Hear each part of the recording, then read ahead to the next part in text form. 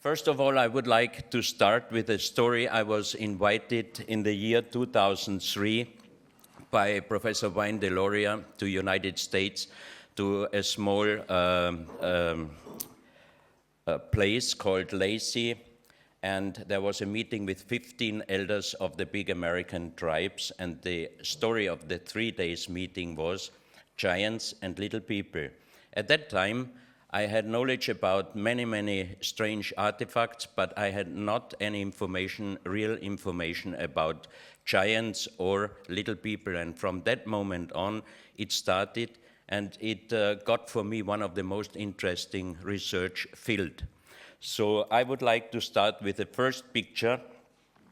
I was 2 months ago, I was in South Africa together with Michael Tellinger, and he brought me out to a very strange place on the countryside, and we could visit this giant footprint. This footprint is 130 centimeters, and this giant human must have been the size of about 7 to 7.5 meters, and the weight should have been about 1.6 tons. You can see here the close-up of the giant print, and you can see exactly if you walk into a weak mud with your teeth, you push out automatically the mud, and you see here that this is really a human footstep, but everybody who is contrary against it would say why it is showing up and not flat on the bottom. And Michael and myself, we checked the area around, and you can see here the giant footprint, and this plate is also granite, but there must have been a very big earthquake or a movement of the earth, and this big stone plate on the right side must have moved up the other stone formation with this giant footprint. On this photo, you can see bones which I found in Ecuador, in the south of Ecuador, in the province Loja, where 1964, Father Carlos Vaca, a priest, was called by the indigenous in a small town because there was a heavy storm overnight and a part of a mountain breakdown of a platform, and many bones, broken bones, were shown up. Padre Carlos Vaca was working many years in hospitals, and they called him if he can tell them what this might be. So he visited the place, and he checked the bones, and he identified many of the bones as human bones, but after researching everything, the size of this human skeleton must have had the size of 7.6 meters. You can see the papers on each bone. That's the handwriting of Father Carlos Vaca, and he also called some experts, and they also proved that these bones are skeleton bones of a giant human. The bones must be very old because on this photo you can see a part of the skull plate, and you can see the crystallization on this bone. So that means this skeleton is really very old. I met the family of Father Carlos Vaca because it took me about 3-4 years until I found out where he lived in the province Loja. So when I went there, I got the sad information that exactly 1 month ago he passed away, but I could make contact with his family, his brother's family, and they kept all the bones, and they allowed me to bring some of these bones to Vienna to do some further research on them. So on this picture, you can see one definitely identified human bone. It's a part of the heel bone. This is a side picture of this heel bone. When I had it in Vienna, I asked the professor of anatomy from the University of Vienna if he can do me a check on these bones. And he checked several of them, and finally he said, it's incredible. They look like human bones, but it might not be possible because they are at least 5 times bigger. So next day he called me again and he said if I would have time for him.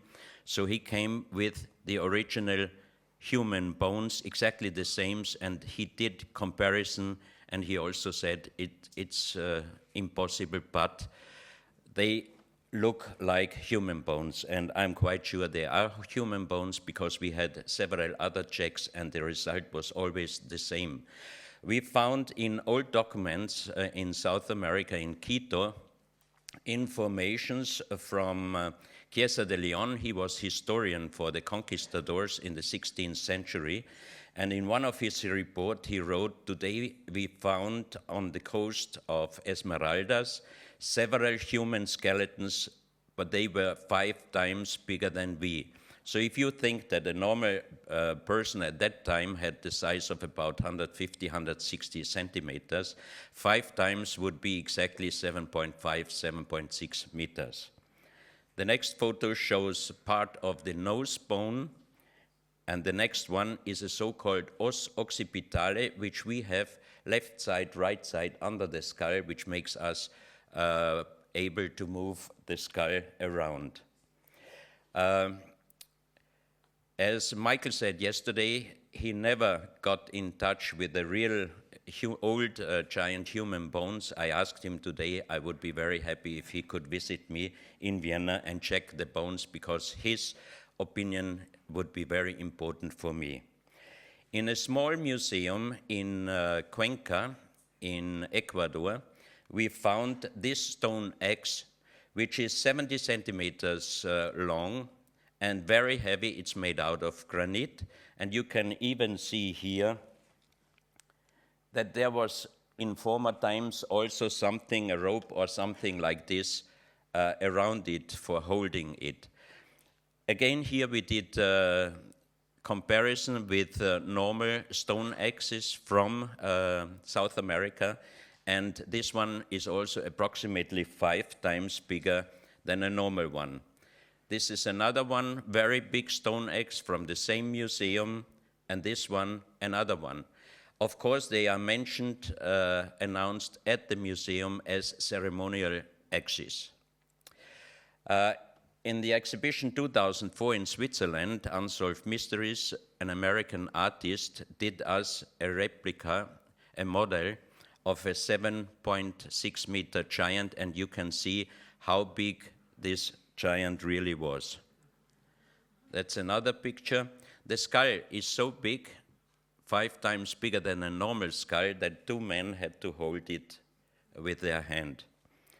Very interesting discovery was done in the famous Cuevas de los Tallos in Ecuador. This is a very, very big underground tunnel system which was found by Juan Moritz about 35 years ago.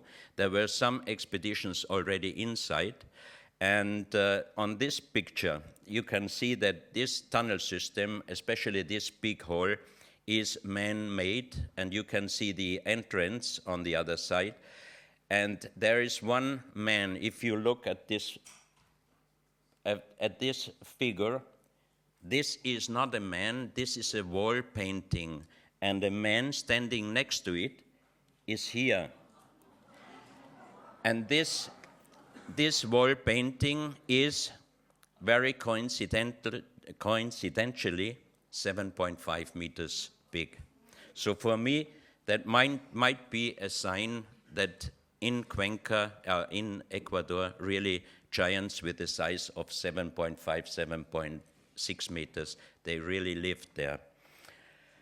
Then we got some photos from Bolivia, from the military, that they found several skeletons with a size of 2.6 meters, 2.5 meters. You see on this picture bones and the front of a skull. And here is a close-up of one of these skulls. You can see that the jaw is much stronger than our jaw. And the most strange thing for me is that, as Brian yesterday explained exactly, that we human, we have Homo sapiens, we have the 3 bone plates, bone connections. These skulls, they have not the missing connection over the skull.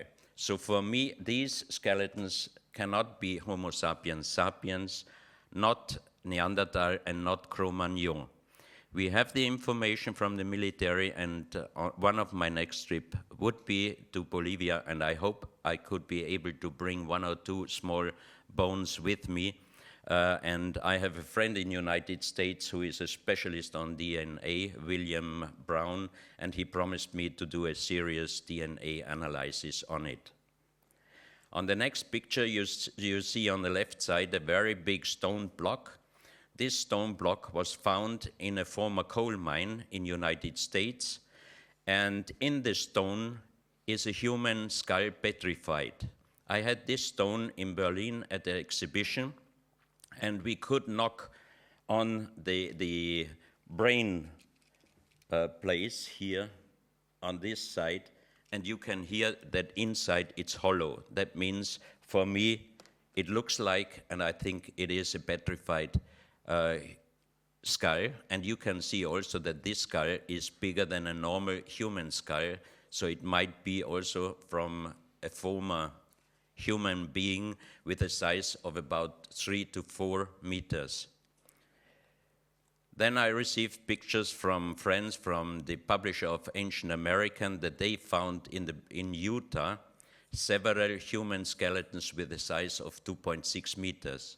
I found in old documentations going back to 1890 up to 1920 hundreds of informations, newspaper reports, even from the New York Times, that they found in mounds, in American mounds, human skeletons with the size of 2.5 up to 2.8 meters.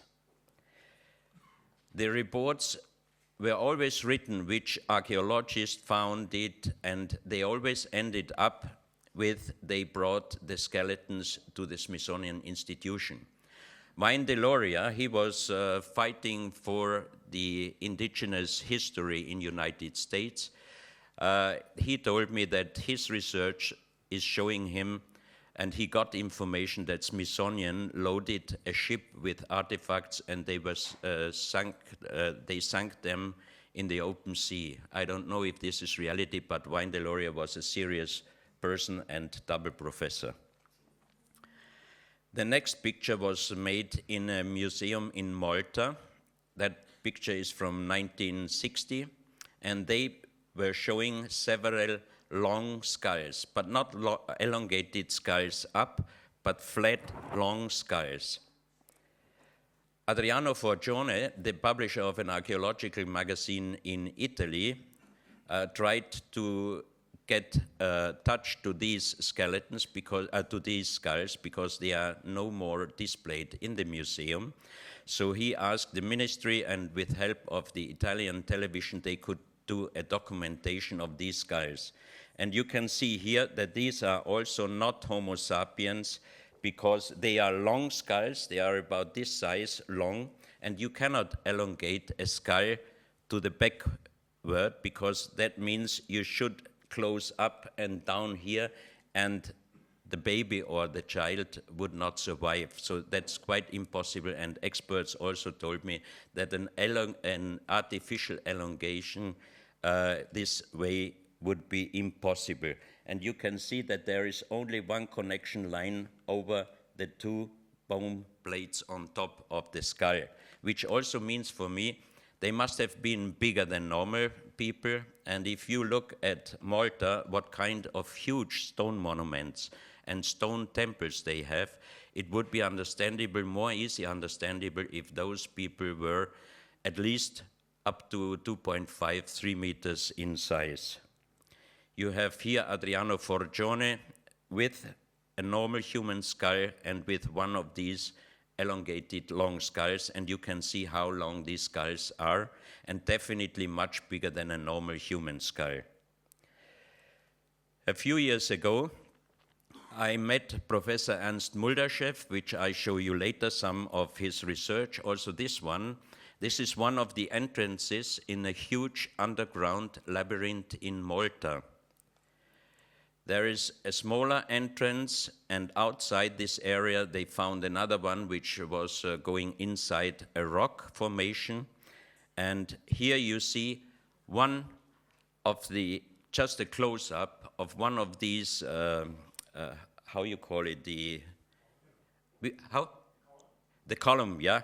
There are hundreds of them, and geologists, I have some very good friends, and we were discussing these photos, and they were very much surprised that the entrance is on the flat ground, and they told me, if you make a hollow room in granite stone, the material you are taking out should be 3 times bigger than the hollow room in volume. That means this labyrinth, there must be a small mountain of stones outside the labyrinth, but it is not. And the biggest question is, how did they do this huge, very, very big underground labyrinth? You see the normal size, the humans, and how big this labyrinth is.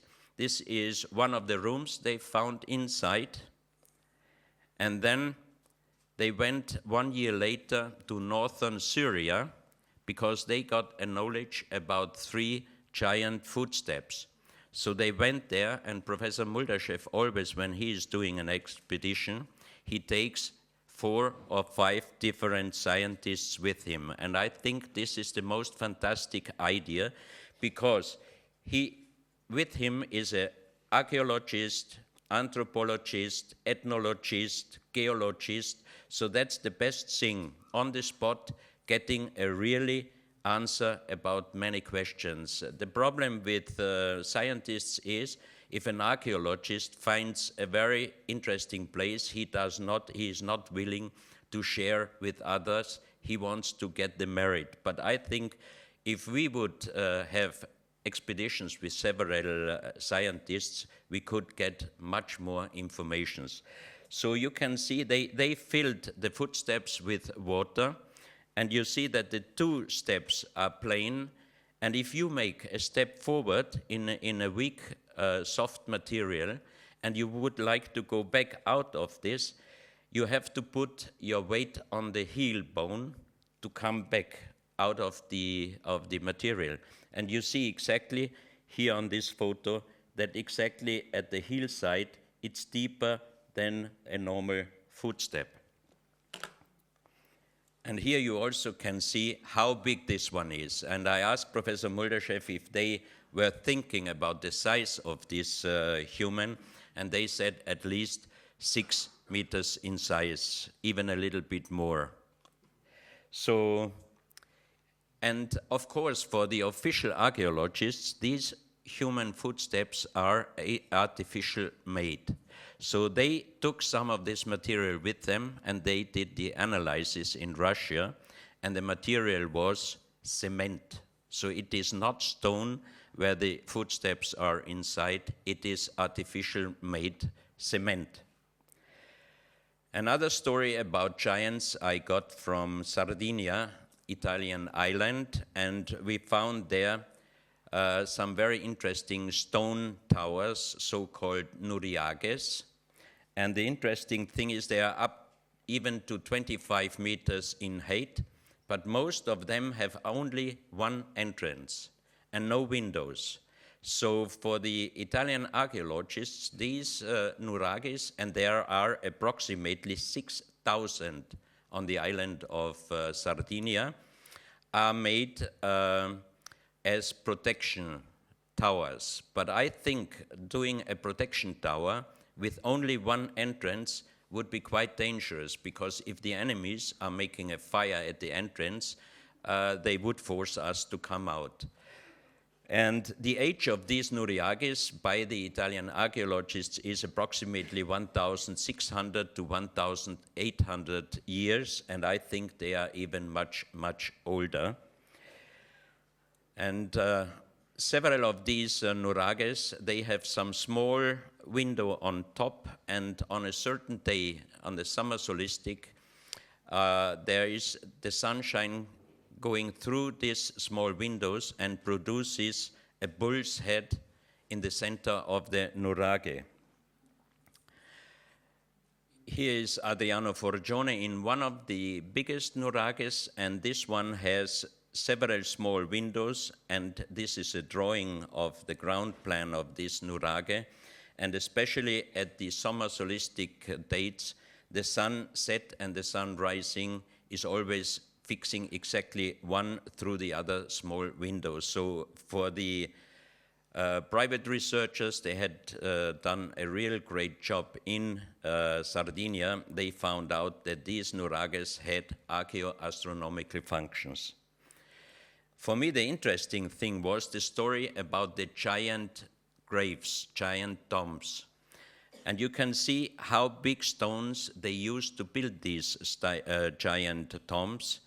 And I met in a small village very old gentlemen, and they reported us that 1938, the Italian military came and they brought out some oversized human skeletons of some of these giant tombs.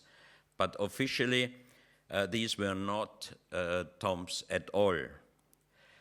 Here we are on top of one of these giant tombs, and you can see also here what kind of huge stone was on top of one of these tombs. And we did a joking photos, of course, just looking how many people would be necessary to be able to move this stone, but I'm quite sure there wouldn't be enough people to hold this stone at all. And how did they bring it up on top of these tombs? This is one of the entrance of a giant tomb, and the most interesting photo is coming now. They found about 10 meters under the sea level also giant tombs. So that is for me really the approval that the giant tombs are not 1,600 to 1,800 meters. They must be at least 10,000 years old. And there is a lot of similarity again with other stone monuments like in Peru or like in other countries. Precise work, they have done these big blocks in a very precise style, but most of them are destroyed. And then an old gentleman brought us inside Sardinia to a place where there is just nothing. And here you can see one of the monoliths, which is staying here. And there is a rock area close by, and you can see that this one was man-made and brought out of one of a big rock. And also, this picture, if you see it, you might think this was done in Malta, the very famous car tracks, but this is inside of Sardinia. And the lines are precise, the same size, exactly the same distance, but for me the most unexplainable is that they are going for about 100 meters and then there is nothing, and about 50, 60 meters they are starting again. So what was in between? There are no stone plates in between always. So this is really one of the unexplainable things in Sardinia. Then we found also some caves inside the mountain.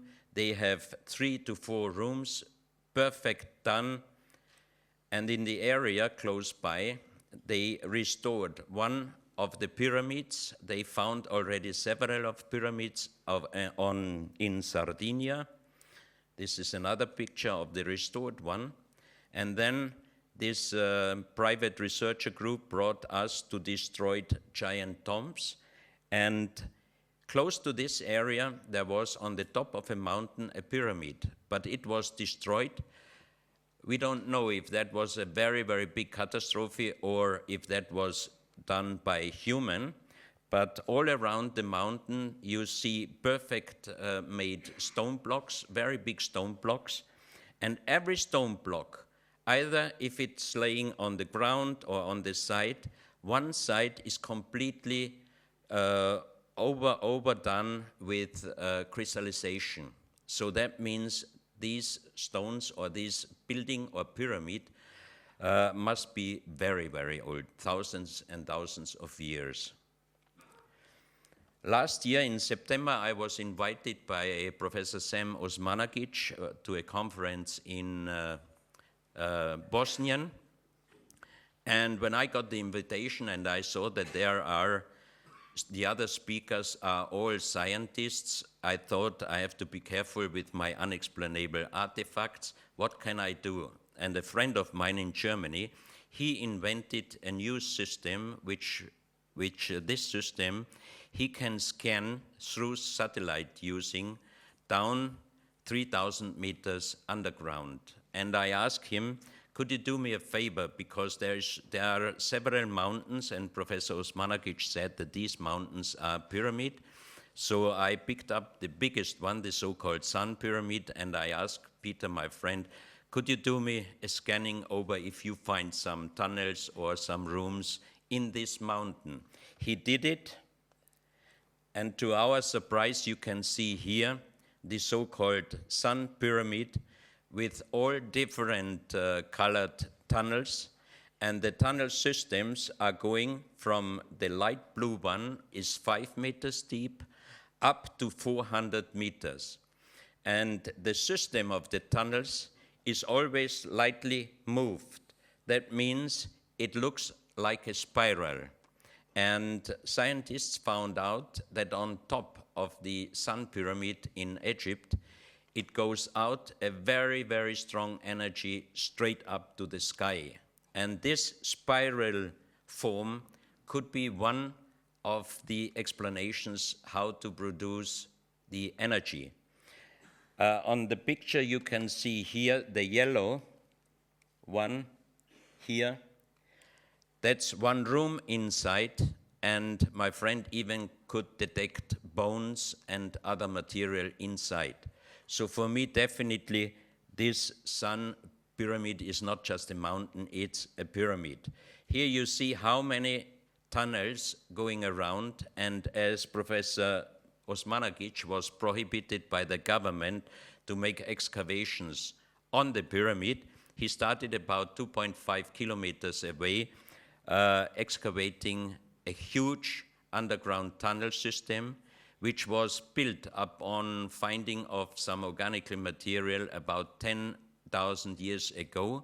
And the strangest thing is that it was filled completely and precisely filled again about 5,000 years ago. On top of the Sun Pyramid, he did in the past several excavations, and you can see here the stone blocks. The whole pyramid is covered with big stone blocks. And exactly the day when we arrived, and I already knew that my friend told me the lowest tunnel at the bottom of the pyramid ends up in about 5 meters deepness, suddenly ending. And he said, I don't know what that means. And when we were there, here you can see Hugh Newman. They showed us a place where they, not allowed, did some further excavations, and exactly on that day, they found in about 4.5 meters entrance to something, because there's a hollow room behind. And this place, we checked it with my friend, is exactly there where the 5 meters tunnel, underground tunnel, is ending completely. So that means it would be, if they are able to open this entrance this year, and I think they are working right now on it, they might be able to go inside the pyramid and then up to the room. That would be really a big sensation. I hope they are lucky.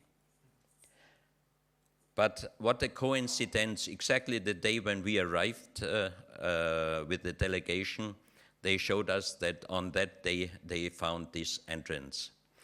Here you can see one picture of the labyrinth. You see it's stone and earth material, and it is with the same material completely filled. And every small tunnel, side tunnel, is with a half-meter stone wall and then again completely filled. So this labyrinth, here you see some of these stones connecting another tunnel site, And they found also huge stones, and they did material checkings. And these are not stones, these are ceramics, artificial made. And the labyrinth has 43 times more negative ions than a very good room, and there is no radiation, nothing inside. And they did some sound recordings, and they made the sound recording hearable for us, and it sounds like there is some engine going on here, but very strange, and they are doing further researches there. These informations and pictures I also got from Professor Muldashev from Russia. You can see the sacred mountain of the Tibetan, the Mount Kailash, which is 6,704 meters in official papers. And Professor Muldashev said that they did research. Of course, they cannot move on the Mount Kailash because it's forbidden. But his scientists told him that they think that the top of the Mount Kailash is a step pyramid, and the real Mount Kailash is about 6,660 meters high. And there is a story, the height of Mount Kailash in meters corresponds to the distance from Mount Kailash to North Pole in kilometers, 6,666 kilometers. The distance from Mount Kailash to Stonehenge is 6,666 kilometers, and from Stonehenge to the Bermuda Triangle and further on to Easter Island, 2 times 6,666 kilometers. From Easter Islands to South Pole, 6,666 kilometers, and from South Pole to Mount Kailash, again 6,666 kilometers.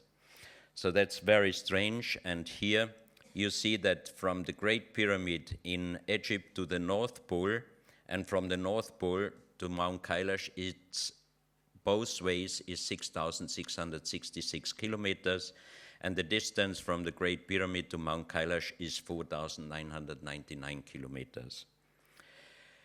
With a special camera, they did photos around the Mount Kailash because Professor Muldashev said that there are stories that Mount Kailash and the area around was the city of the gods. And on this photo, you can see on the left side some stairs going up, and you see 4 half portraits of human here, and here the stairs going up. And each of these human portraits has the size of 700 meters. That means who could be able to do such big monuments on a stone in the Tibetan mountains? This is a human dump found in the Middle East, and you see here a normal one and this one. Also this one must be of a human giant, at least with a size of 3.2 meters in size. Jerry Mowers in Utah, in United States, found an underground tunnel, and inside the underground tunnel, he found 2 mummies, one male and one female mummy, very good in very good conditions, and the man was about 3 meters in size and had red hair, and the lady had blonde hair, and her size was 2.7 meters. He brought out of this underground tunnel 60 perfect made stone boxes, and every box was filled with copper plates with a completely unknown writing. And on this copper plate, you can see even the hairstyle of the lady, which is showing here, the hair decoration. It's exactly the same on one of the copper plates. And also here, the writing, first moment I thought it looks like the Sumerian writing, but it is different. It is not the same. And another interesting photo I received from Rex Gilroy. He is a researcher in Australia. He found several human look-like footprints, and he did he filled it with material, and these are the forms. Also, these human beings must have been much bigger than a normal human. And now we are coming to one human skull, which was found in Morocco, in an area where there are only fossils with the age of about 250 to 300 million years. And they did X-rays and everything. The size of this human skull is like an apple, so very little. But it is definitely not the skull of an ape. And even if it would be an ape, the age of 250 to 300 million years would bring up some very big questions to the geologists and archaeologists. And this is a very, very interesting mummy. It was found in the Atacama Desert in Chile, and the size of this little mummy is 14 centimeters. So when I got information about it, I called the owner. He is living in Barcelona, and he brought it to Vienna. And I asked the top specialist for anatomy, the professor, if he can do me a checking on this, because for the official science, this is a fetus.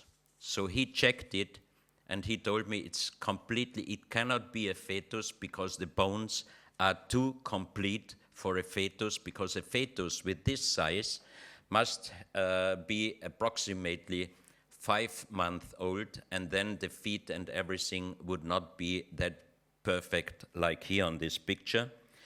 It has only 10 ribs, we have 12, and little teeth, which is also quite impossible for a fetus. And also the form of the skull is very strange. But after checking it, he told me, I don't think that this is an adult. I think it might be the age of 4 to 6 years. And a few months later, I got the completely documentation from Russia that they found close to Chelyabinsk in the south of the Ural. There was an old lady, and she was living alone in the woods, and she was buying something in the town, and she got sick, she broke down, they brought her to hospital, and when she woke up, she wanted to leave the hospital, they didn't let her go, then she started crying, and she said, I have to go home, my baby is dying, my baby is dying.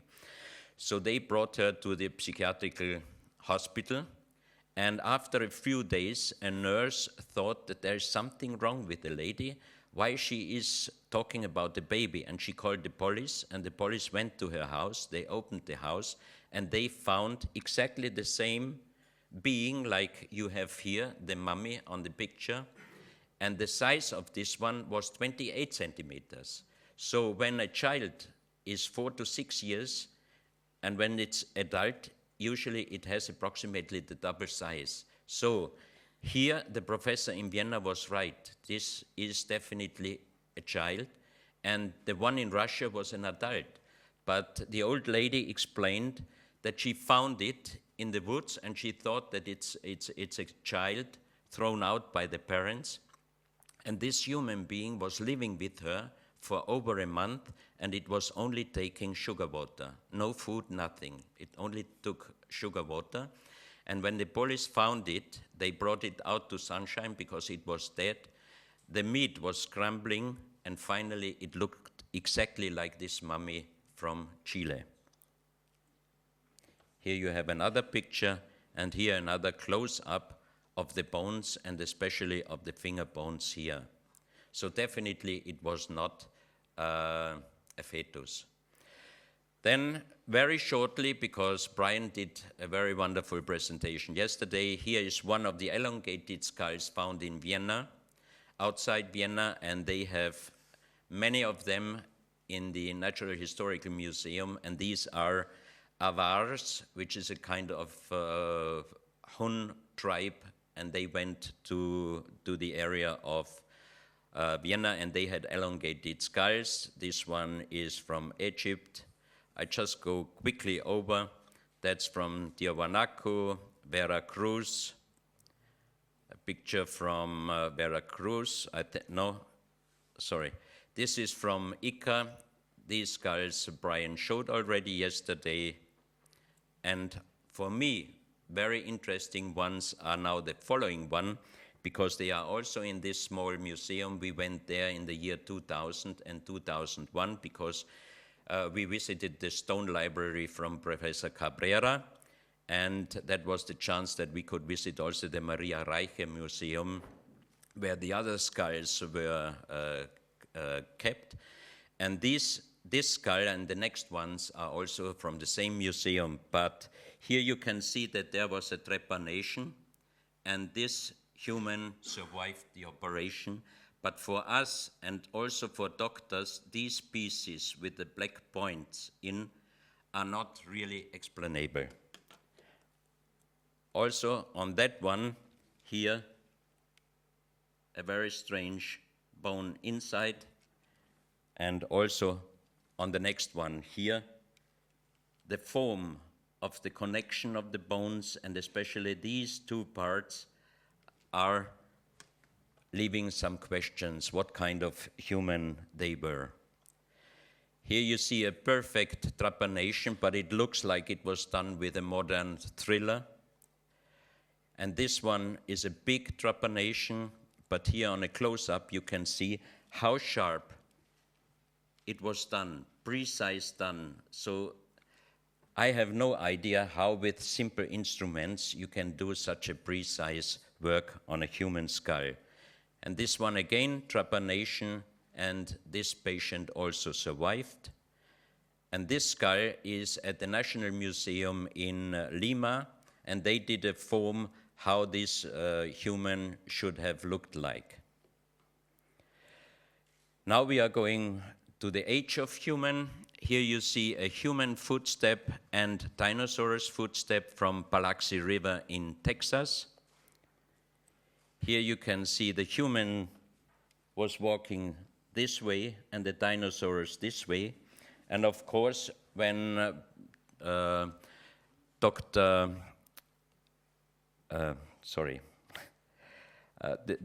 director of the Creation Evidence Museum, Dr. Bow, when he was showing these pictures officially, of course, the archaeologists said that anthropologists also that this was human-made because he is the director of the Creation Evidence Museum.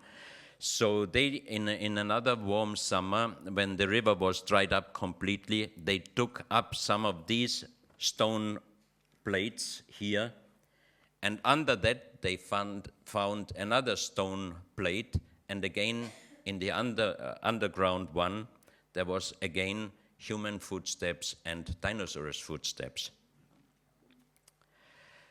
This is one of the last photos in the year 2001 when we visited Dr. Cabrera. He is living in Ica, a small town in Peru, and he collected over 13,000 stones with carvings, very strange stones. And after the second visit, we got friend with him, and I have to say he was a collector. And I think at the moment, when he couldn't get any more real old stones, he started to give order to make some stones like old ones. Because one day he brought us to a small room and he said, this is the top secret room. He is never showing that to anybody. And he brought us inside and he showed us a stone with the crucifixion of Jesus Christ and so on. And you could see on the patina that the patina is completely different with most of his stones in his museum.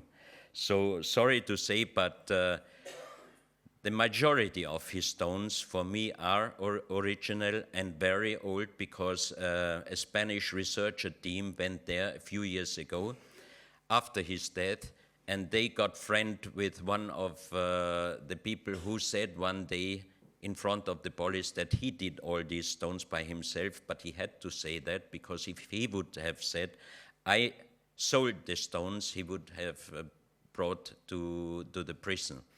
So why these stones are not accepted by official science, because they show dinosaurs with humans, all kind of dinosaurs. Here another one with human, here another one.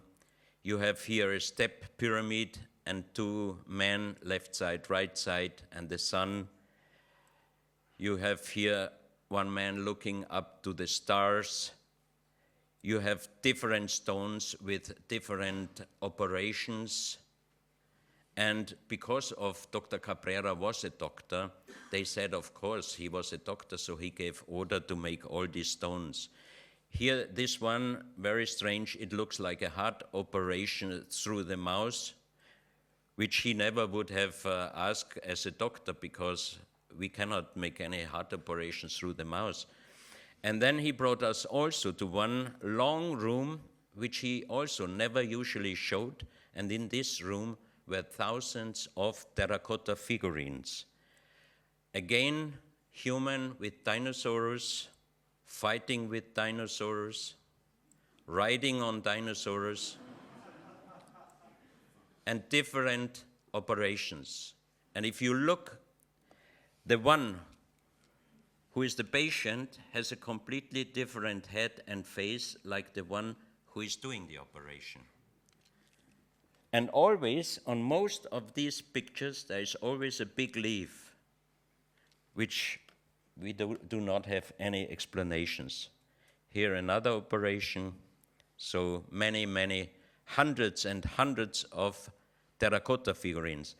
And if someone makes that, or if he gave order to do that, then I don't think he would bring them to one room and doesn't even show them to anybody. Or he would try to sell them, but he didn't sell them and he didn't show them. So the museum was partly destroyed after the last very heavy earthquake, and the family of Dr. Cabrera is taking care now. And on one of my next trips, I try to ask them if I can bring some of these terracotta figurines, because then it would be possible doing an age dating. So this one also looks like a dinosaurus, but it is not from his collection. It is from another very interesting collection in Mexico, from Acámbaro. It's a small town in the west of Mexico City, and a German in the years of 1930, 1940, 1950, he made a collection of 36,000 terracotta figurines, and most of them were showing dinosaurs, humans with dinosaurs, and of course for the official archaeologists, for the government, for the Ministry of Culture, these pieces were all replicas or new done fakes. So you can see here that some of them are really looking perfect like a dinosaurus.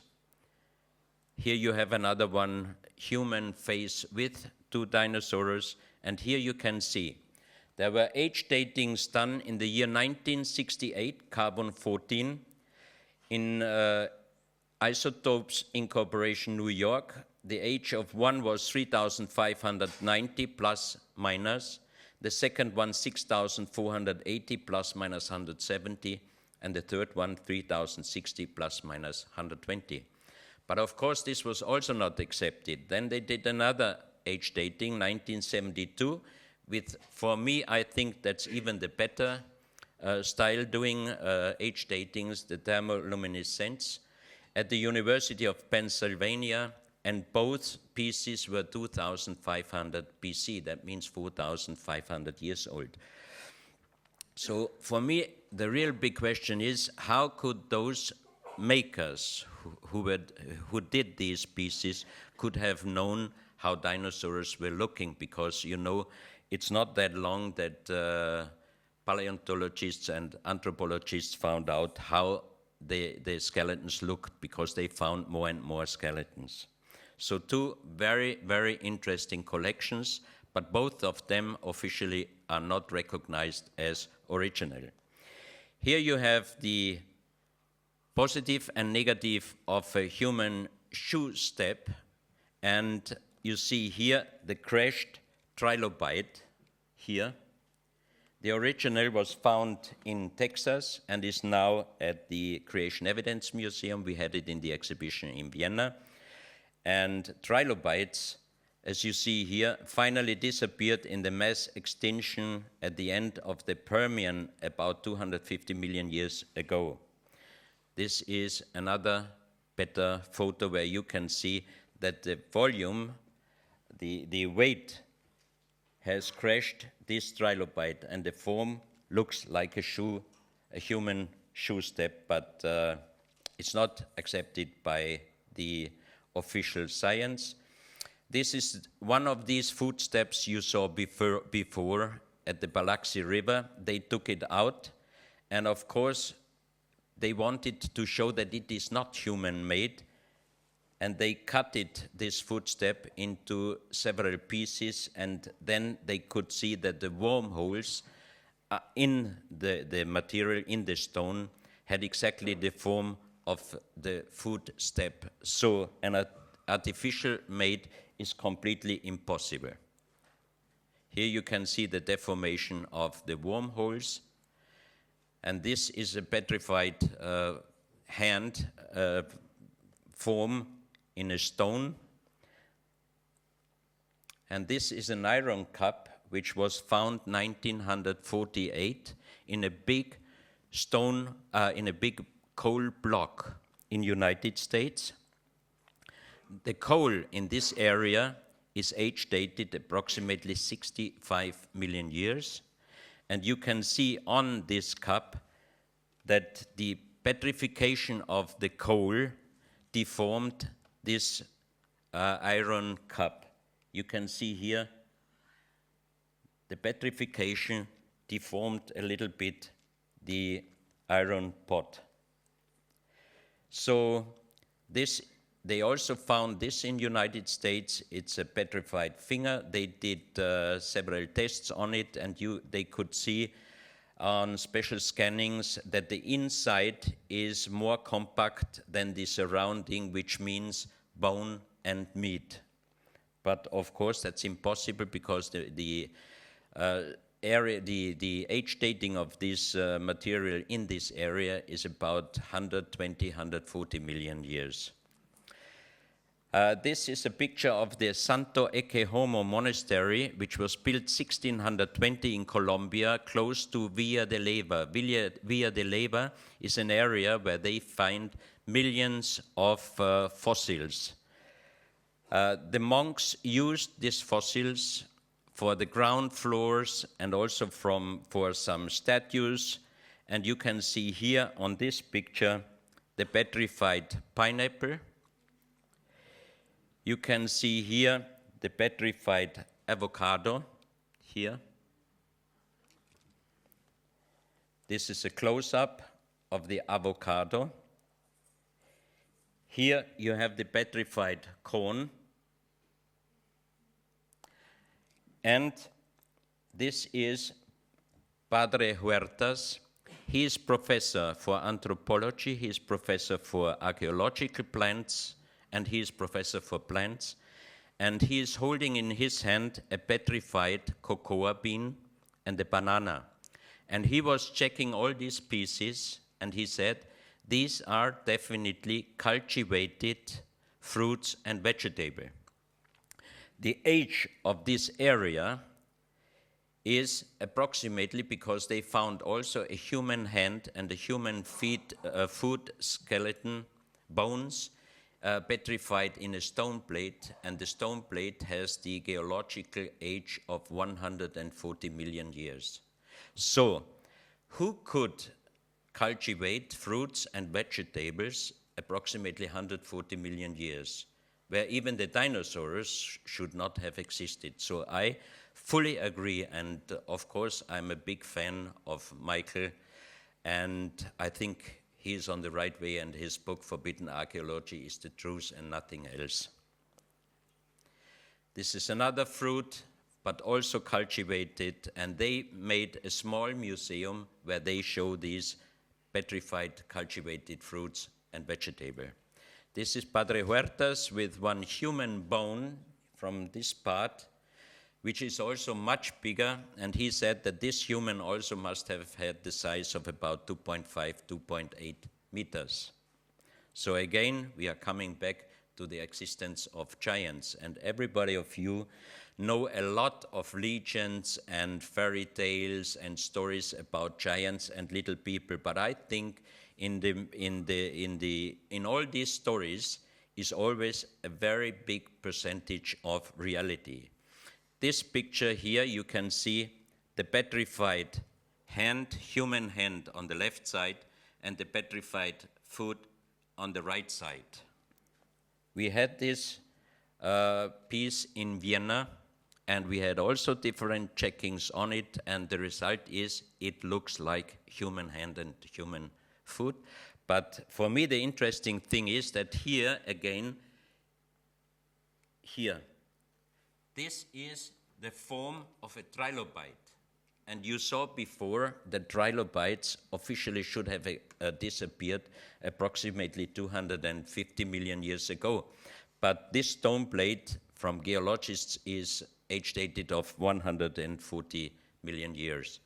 In the same area, Professor Gutierrez, a very good friend of mine and a collector from an incredible collection of unexplainable pieces, showed me these pieces. You can see animals, and these pieces are bone, but petrified bones. So that means they must be very, very old. And the strange thing is that these kind of animals we don't know.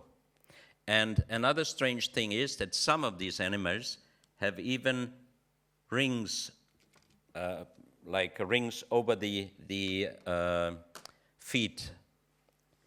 You can see it here better. Here.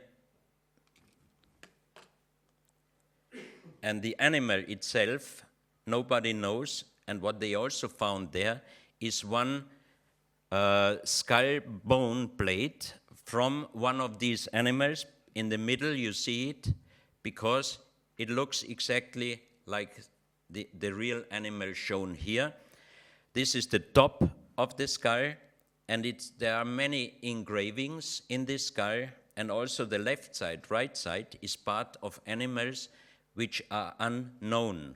And all these bones are petrified. So we are talking about a really, really very high age. This is a close-up and better photo. Here you can see the carvings of this stone bone. And here you can see it is flat like the animal shown on the small bone pieces. What they also found there is one stone which looks like the Dr. Cabrera collection, and you can see a flat, a bat with a long tail. And another very interesting piece, a three-dimensional object with snake and different faces on it. And all this is very close to an area which is called El Infernieto. It's a 1,500 years old Muisca observatory. I don't believe that this observatory is 1,500 years old, because there is also a very huge underground room made out of big stone blocks, and around this area there are many up to 8 meters high stone phalluses, and this material was brought from 60 kilometers far away over several mountains. So the big question is, how did they transport these very big, very heavy stone blocks to do the phalluses on the spot? And the area of this is close to Villa de Leyva, and it's also close to the famous Lake Guatavita, which is famous for the story with the El Dorado, the king, which was put it over with gold powder, and then he jumped into the sea as a ceremony, and they put a lot of gold material and emeralds in the sea. We saw yesterday this morning pictures from San Agustin. This statue, it's about 60 centimeters in size, is from San Agustin. And for me, it looked more, when I saw first, I thought it looks like a little bit connected with Egypt, but it was found in San Augustine, holding a child, or was it a presentation of a giant holding a human? We don't know. This piece also is from San Augustine, showing a step pyramid with a monkey, and on the other side a snake. And also this one is from San Augustine, and you can see that the face form does not look really like Inca face or indigenous face. And also this one was found in San Augustine. Some of the most interesting pieces I ever got for my exhibition, these pieces and the following one are also from the collection of Professor Gutierrez. This stone disc is 22 centimeters big. It's perfect and precise done, and you can see things on it which usually are not possible to see with eyes only. Like here, you have the human egg without and the human egg with spermia inside, and you have here the spermias, and you have here forms. You have a man, a woman, and a child, and on the other side, now this is the same size, and here is the photo. A Swedish photographer did, I think it was 20 years ago, a photo with a special microscope camera inside a lady, and it was showing the human egg without and with spermia. So it looks exactly like here on this photo. And on the other side of this plate, you see it looks like fetus in different age. But for me, this material is lyddite. Lyddite, or basanite called, is very hard. It is nearly close as hard as granite, but it is formed like leaves. So when we got these pieces a few months before the exhibition to Vienna, I asked the Natural Historical Museum, the mineralogical department, if they can do me a material check. And I asked the most expert on stone and precious stone work from the Kunsthistorisches Museum. He was the director of the treasure room and worldwide known as the expert. I asked him to attend the checking, and we did the checking, and the result was 100% it is lyddite.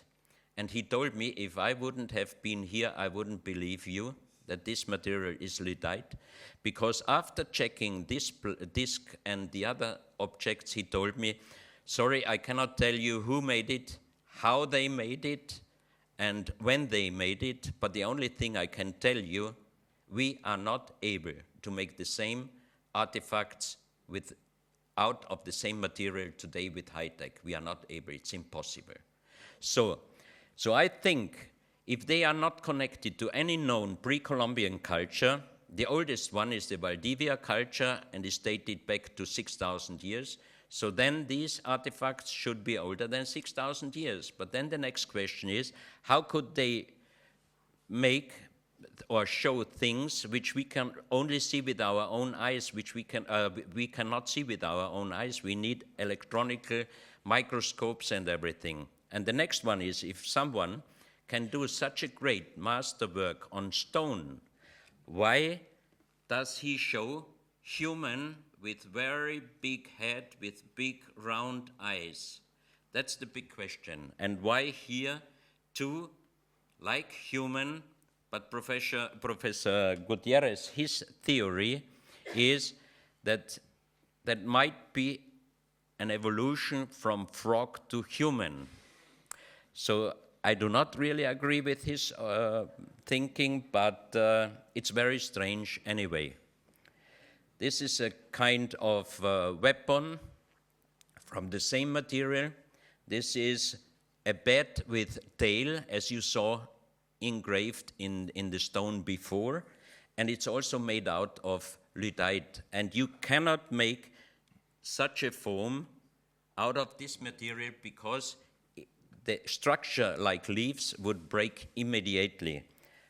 But another strange thing is that all these pieces are perfectly geometrically done. You can see it here on this picture. And it fits any hand. If the hand is small or big, if you take this object, it fits exactly any hand.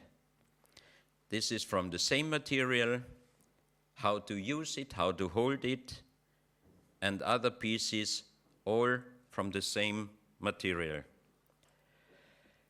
These pieces are so small, and especially this one, you can put the round form exactly over your finger and hold it, and it's exactly like your own finger. You can catch any point exactly and precisely.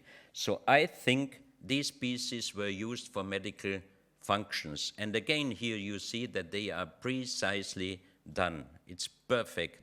As Professor Gutierrez is the most famous architect and industrial designer, he presented these pieces one day in United States in a university, and a young student said, Professor Gutierrez, isn't it true that you are a famous industrial designer? He said, could be. He said, why? He said, couldn't it be possible that you made these designs? And he said, young man, if I would be that good, I wouldn't be only the best one in Colombia, I would be the best one on earth. And here you see all of these pieces are perfectly made.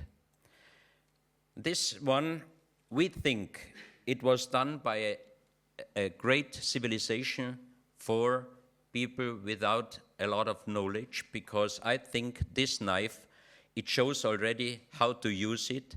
You see here the baby and the mother, and when the baby is born and the connection line to the mother is over the head, it might kill the baby, and it shows for what to use to cut this line. And the next one you see here was used for helping the baby at the time of birth, because you can see here the vagina and the baby head coming out, but if there is a problem, they should have used this. And when I had it in Vienna at the exhibition, I asked some doctors, and they were holding it in their hands, and they said it would be even safer using this one as in our days, because several times they hurt the baby's head or damage it. And with this one, it wouldn't be possible, because here you just can put this finger inside, and then you can hold it just with your two fingers. That means you would not be able to press or to put power on it. You could use it really just with a little help, and that means it would be quite safer than our material in our days. And again here, precisely done.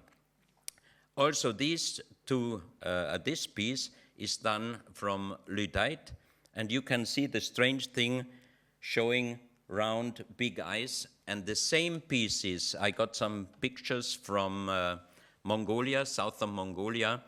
Korean archaeologists found black stone figurines with exactly the same eyes and the same style of looking.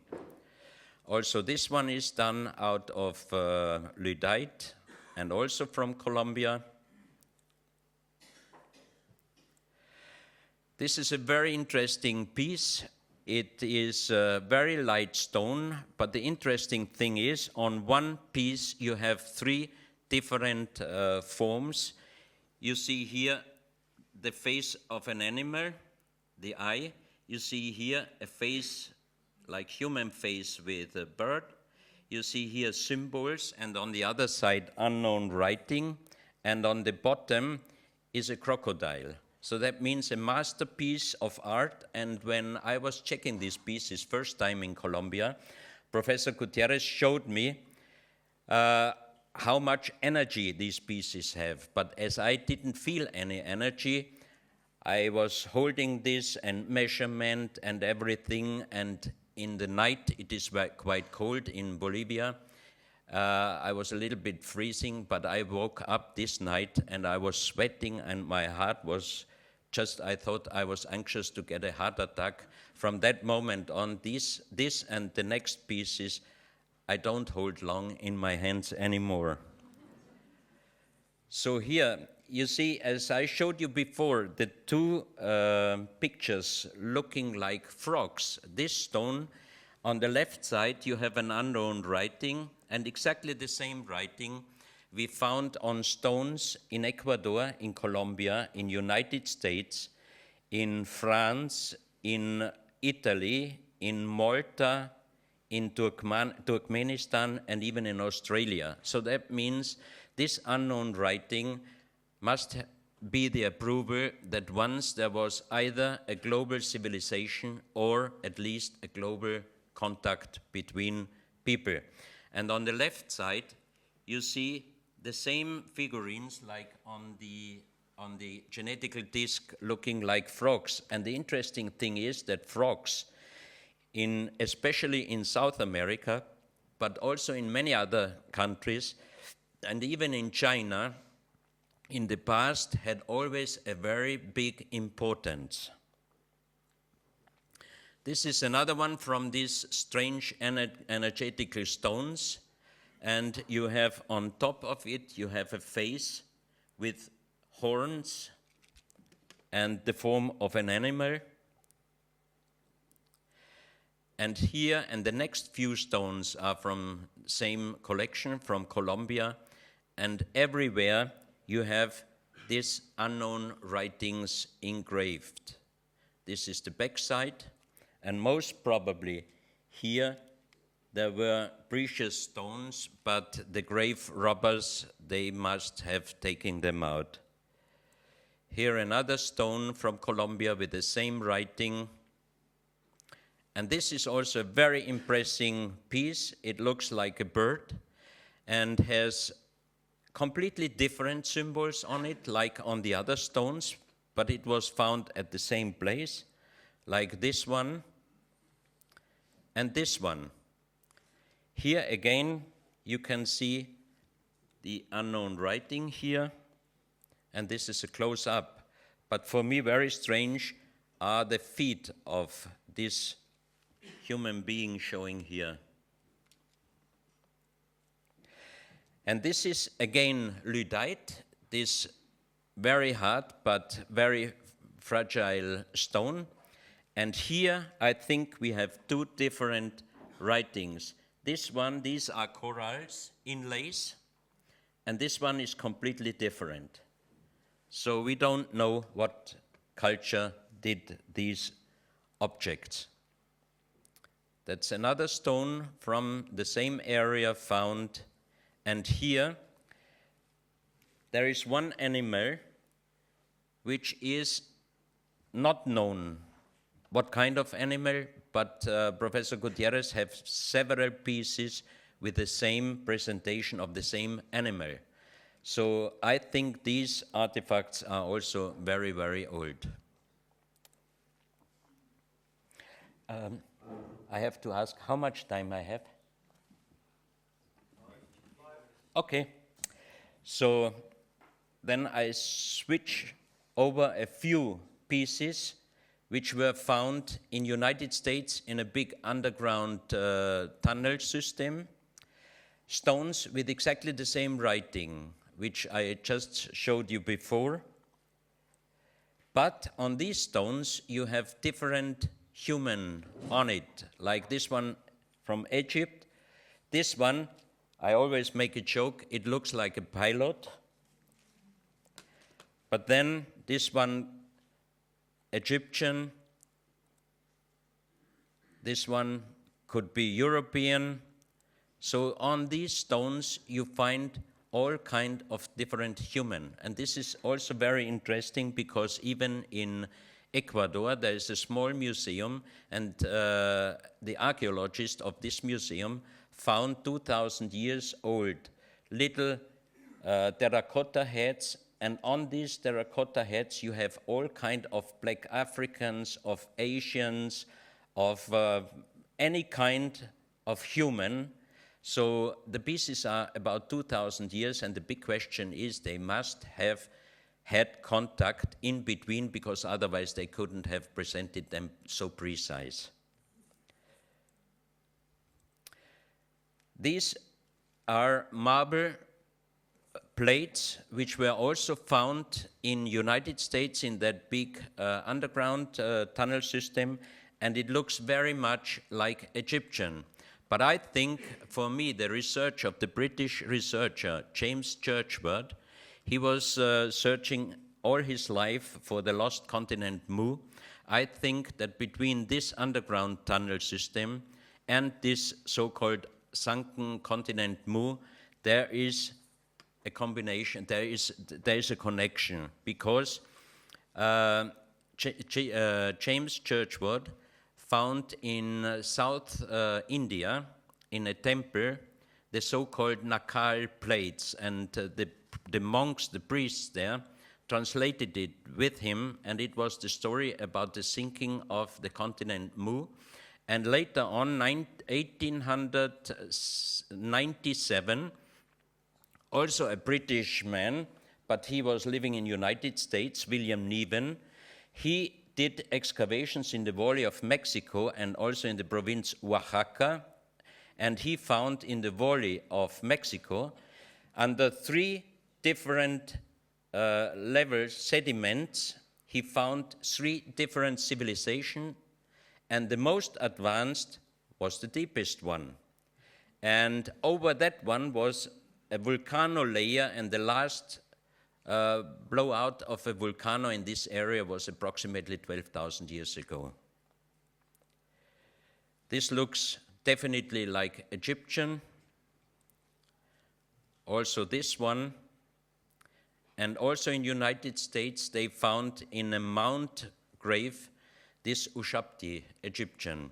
And the translation of the hieroglyphs goes back about 4,500 years. And also this small black stone plate they found in United States in a mound. And the same writing they found in Calabria, in Italy, on terracotta plates and terracotta artifacts. So you see the same unknown writing worldwide. And always on these symbols, a very important thing was the sun. And also here one piece looks like a Dinosaurus, also from the same finding in Calabria. Then a very short step to the world stone map, which was found 1984 with other 350 artifacts in La Mana in Ecuador, while gold digging in a tunnel system. And this stone is 350 kilo heavy, and it has a natural quartz line going around the stone. All the other lines are engravings, and you can see here in the Middle East is the inlay of an eye, and the natural quartz line goes through the Mediterranean. Here you see Italy and Greek, Saudi Arabia. India on this stone world map is bigger than in our days, but you remember that after the last tsunami in Southeast Asia, they found several sunken cities outside the Indian coast. So that means India in the past was bigger. An interesting thing here on the right side, Professor Kimura, the undersea geologist who is doing all the work close to Yonaguni, the big stone monuments on the ground of the sea, which were definitely human-made. He wrote a book about the sunken continent, and he told me that upon his research, he thinks that once the northeast island of Japan, which is now belonging to Russia, Sakhalin Island, down far after Taiwan, there was once a long continent. And this continent, as he explains, you can see here on this map. And then a close-up here with the inlay of the eye in the Middle East. And then the quartz line is passing the Atlantic Ocean, and here is a continent which does not exist in our days, and I think that could be the so-called not existing Atlantis. And it passes Venezuela and goes down, ends up here at the Bay of Guayaquil. And here is another inlay going up to north and a round inlay. And this is exactly the place where they found all these artifacts. One of the most interesting things found there is the pyramid with the eye. The pyramid is 27 centimeters high. It has an inlay of an eye here. The color of the stone is light gray. It has 13 steps, and when you put black light on it, the eye is shining really like an eye, but very strange. And on the bottom of the pyramid, you have the Orion constellation, and again, this worldwide unknown writing. And there was one Professor Schildmann, a German professor. He was perfect in 40 languages, and he could translate this writing, and he called this writing pre-Sanskrit. He said it is definitely older than Sanskrit. And the translation of these ink carvings was "the son of the creator comes." And when this picture was showing in United States, I got a telephone call from a professor, and he told me that his friend, a professor, a Tuareg professor, he was watching with him the program, and he was shocked. He said, "This looks like the former Tuareg writing," and he could translate without knowing what the translation was. He said, one of the words written here is "sun."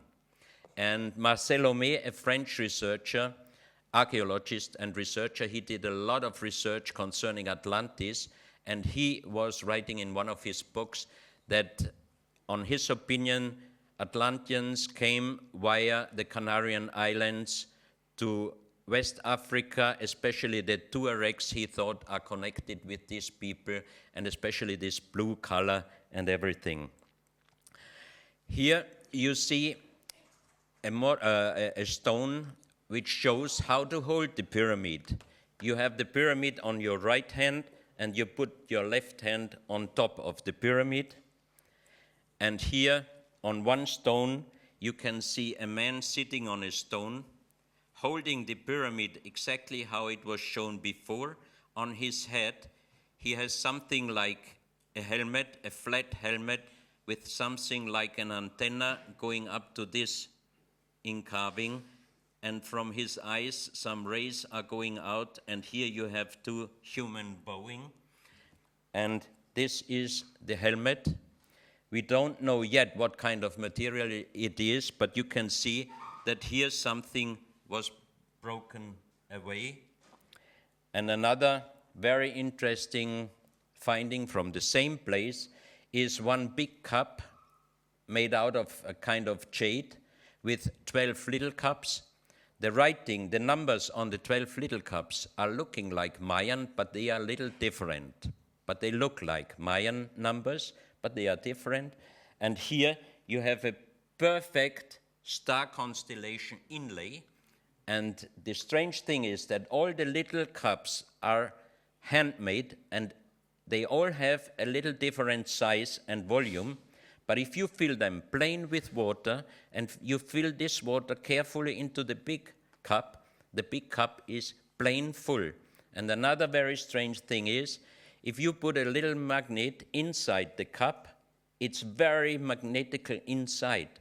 Outside, not. Only in the center of the three stars, which you see here, the big one, exactly here in the center, it's magnetical, and I talked with several geologists, and they said that's impossible, because if a stone has iron material, it must be same magnetical from both sides, but it is not. So it is a very strange artifact, and if you put this cup also under black light or ultraviolet light, the star constellation is shining very, very strong.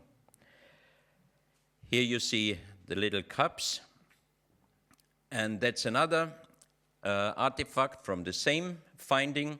You have here again the perfect star constellation and two persons looking up with their head and their eyes, and the star constellation also is shining very strong under ultraviolet light.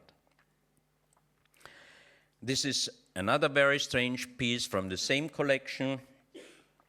It had the form of a heart, but it broke out this part, and the stone changes the color in the center from brown to black, which nature usually does not know concerning some geologists. But if you look carefully to this face, you see here the closed eyes. It's destroyed here. You see the closed eyes, you see the nose, you see the mouth, you see the long hair and the barb. And many people who looked at that told me, wow, it looks like the Shroud of Turin. But those pieces must be much, much older than 2,000 years, because as they show Atlantis and other continents which do not exist in this form in our days, these pieces must be at least 12,000 years old. So the question is, what kind of civilization was that? Also, another artifact, very strange, and cannot exist in South America, because the cobra didn't exist, never officially in South America. This is a cobra head, and you have here inlays, 32 lines and one dot, that means 33. And you have here 7 and 7, that might be the presentation of the chakras. And of course, when I show these pictures, many people think I'm a Freemason or I'm an Illuminati, but I just laugh about this because, of course, you find on the $1 exactly the same pyramid with 13 steps and the shining eye.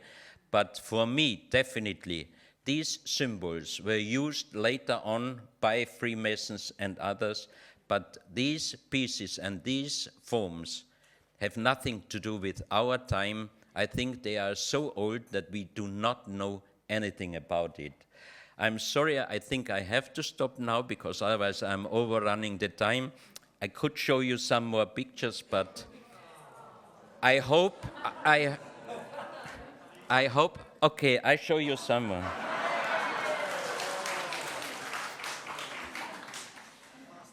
This is also from this place. It shows Kundalini. Kundalini comes from Asia. It has nothing to do with South America. So I think all these pieces were brought from the Middle East to South America, especially to this place. And why to this place? Because in La Mana there are two wells.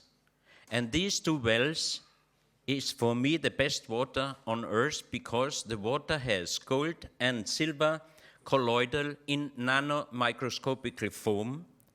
It is so small that with a normal analysis we could not find it, but only with a very, very special analysis in Germany. It has gold and silver colloidal, and the engineer Sotomayor, who found it, he was always talking about organic gold and organic silver. So of course, when I talk to scientists, they say organic gold and silver doesn't exist. But how does exist organic iron? Because Professor Del Rio, she found out, I think it was about 25 or 30 years ago, that human blood has organic iron. So why does not exist, should not exist organic gold? And when he showed us, he brought one pot of water, and he had a special metal which has the color like this watch, and he was cooking the water up to 90 degrees before it was starting boiling, and he was putting this iron inside, and in 3 minutes the gold colloidal was on the metal, and when I took it out, I could remove the gold colloidal from this plate. It was looking like it's a gold piece.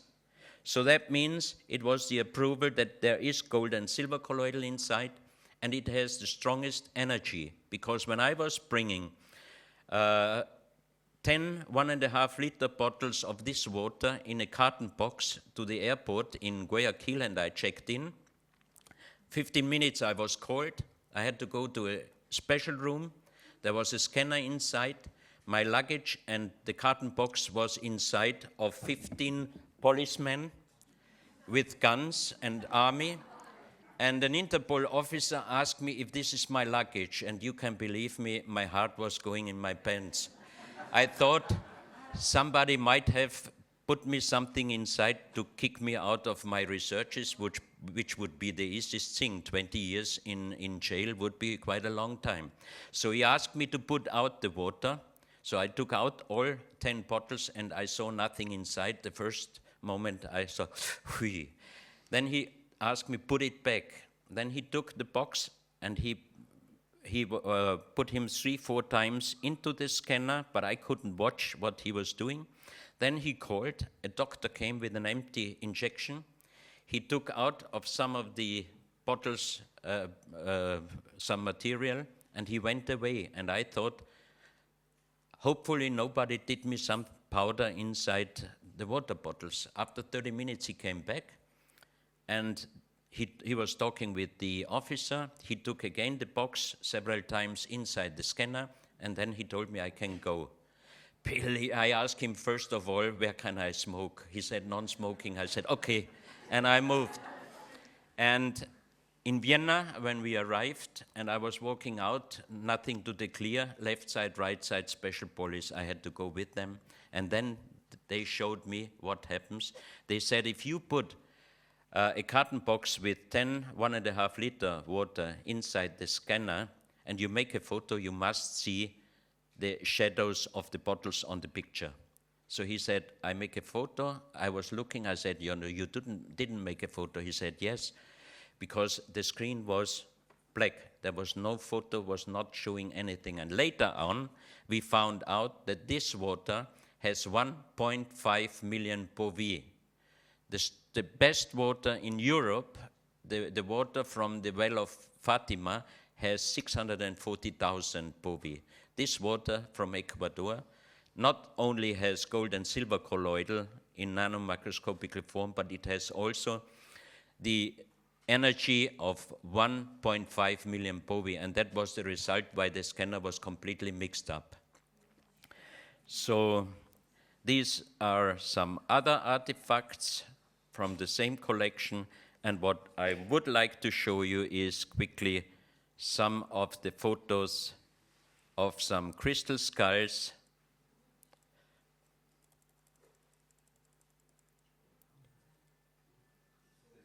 Oh, sorry. Thank you very much. I hope